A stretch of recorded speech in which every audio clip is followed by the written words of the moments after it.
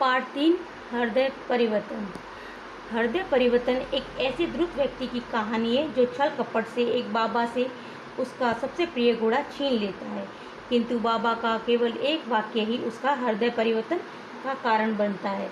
वह द्रुत व्यक्ति है डाकू खड़क सिंह और बाबा हैं बाबा भारती। यानी बाबा भारती के पास बहुत सुंदर घोड़ा होता है और खड़क सिंह नाम का डाकू होता है, वह उस घोड़े को लेना चाहता है, प्राप्त करना चाहता है। और एक दिन क्या होता है, जब बाबा भारती उस घोड़े को देते नहीं हैं, वो मना कर देते हैं कि नहीं, ये मेरे खास है, मैं उसको नहीं दे सकता किसी को। तो खड़क सिंह बोलता है कि अब मैं इसको चुराऊँगा तो बाबा को शक हो जाएगा, इसलिए वह एक अपाहिज का रूप धारण करके रास्ते में बैठता है। वहाँ से बाबा भारती अपने घोड़े को लेकर निकलते हैं एक दिन। तो वो सोचता है कि ये अपाहिज बैठा है। अपाहिज बोलता है कि मेरे को कहीं जाना है अपने भाई के यहाँ, मैं अपाहिज हूँ, मैं चल नहीं सकता, मुझे अपने भाई के पास पहुँचा दो। बाबा भारती को दया आती है, वह उस अपाहिज को उस घोड़े पे बिठाते हैं और खुद उतर जाते हैं।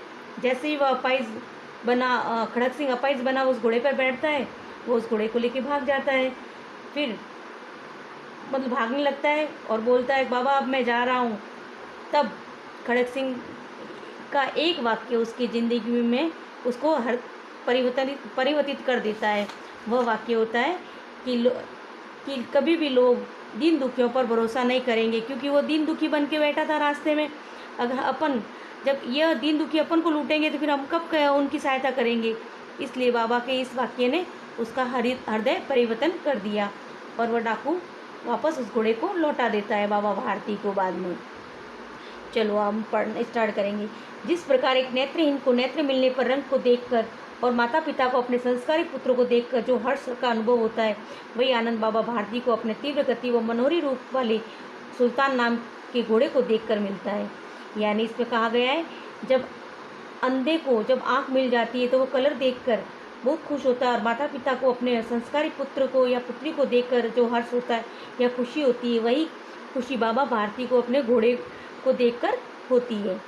भगवत यानी भजन में से जो समय बचता वह घोड़े को अर्पण हो जाता था। यानी जो अपना भक्ति भजन से जो बाबा का समय बचता, वह बाद में वह उस घोड़े की देखरेख करता था। उस जैसा सुंदर व बलवान घोड़ा पूरे इलाके में न था। बाबा भारती उसे सुल्तान कहकर पुकारते थे। यानी घोड़े को क्या कहकर पुकारते थे? सुल्तान। अपने हाथ से खरहरा करते, यानी उसके ऊपर हाथ फेरते, खुद दाना खिलाते और देख कर प्रसन्न होते। बाबा गांव के बाहर एक छोटे से मंदिर में अपना घर जमीन सब छोड़कर रहते थे। कहाँ रहते थे बाबा भारती? एक छोटे से मंदिर में। सुल्तान की चाल देखकर वह मुग्ध होकर कहते, ऐसे लगता है मानो मोर घटा को देखकर नाच रहा हो। यानी उसकी चाल बहुत सुंदर थी, अच्छी थी। उन्हें ऐसा लगता था मानो वे घोड़े के बिना नहीं रह सकते। उस इलाके में लोग एक क्रूर डाकू खड़क सिंह के नाम से कांपते थे। यानी वहाँ पर जहाँ बाबा भारती रहते थे, वहाँ पर एक डाकू भी रहता था जिसके से सभी लोग डरते थे। जब सुल्तान की कीर्ति उस डाकू के कानों में पहुँची तो वह उसे देखने के लिए अधीर हो उठा। एक दिन वह दोपहर के समय बाबा के पास गया और उन्हें नमस्कार करके समीप ही बैठ गया। बाबा भारती ने पूछा, खड़क सिंह कैसे हो? खड़क सिंह ने विनम्रता से कहा, आपकी दया है। बाबा ने उसके आने का कारण पूछा तो उसने भी सहजता से उत्तर दे दिया। सुल्तान की चाह खींच लाई। बाबा भी अभिमान से बोले, विचित्र जानवर है, देखोगे तो प्रसन्न हो जाओगे, उसकी चाल तुम्हारा मन मोह लेगी। खड़क सिंह ने कहा, मैंने भी बहुत प्रशंसा सुना है, देखने में भी बहुत सुंदर है। खड़क सिंह ने सुल्तान को देखने की अपनी इच्छा के बारे में बाबा भारती को कहा। यानी खड़क सिंह उस घोड़े को देखना चाहता था। बाबा भारती खड़क सिंह को लेकर अस्तबल पहुँचे। अस्तबल यानी घोड़े को रखने की जगह। उन्होंने घोड़ा दिखाया गर्व से। खड़क सिंह ने घोड़ा देखा आश्चर्य से। खड़क सिंह सोचने लगा, यह भाग्य की बात है कि ऐसा घोड़ा तो उसके पास होना चाहिए। किसके पास? खड़क सिंह के पास। एक साधु को इसकी क्या हो सकता? उसका आश्चर्य अधीरता में परिवर्तित हो गया। यानी वह आश्चर्य करता हुआ तो अभी वह सोचने लगा किस प्रकार इस घोड़े को हासिल किया जाए। उसने बाबा को कहा, अगर इसकी चाल न देखी तो क्या देखा। अपनी वस्तु की प्रशंसा सुनकर बाबा का मन भी प्रसन्न हो गया। गर्व से वह घोड़े पर सवार हुए और घोड़ा हवा से बातें करने लगा। उसकी दमदार चाल देखकर खड़क सिंह के हृदय पर सांप लौट गया। अपनी आदत से मजबूत अब वह सुल्तान को हासिल करना चाहता था। उसकी आदत क्या थी? लोगों को लूटना। उसी तरह वह सुल्तान को भी लेना चाहता था। जाते जाते वह बाबा से कह गया। क्या कह गया? बाबा जी, मैं यह घोड़ा आपके पास न रहने दूंगा। अब मैं उसको लेना चाहता हूँ। सुल्तान को खोने के डर से बाबा भारती की रातों की नींद उड़ गई और वे सारी रात अस्तबल के बाद पहरा देने लगे।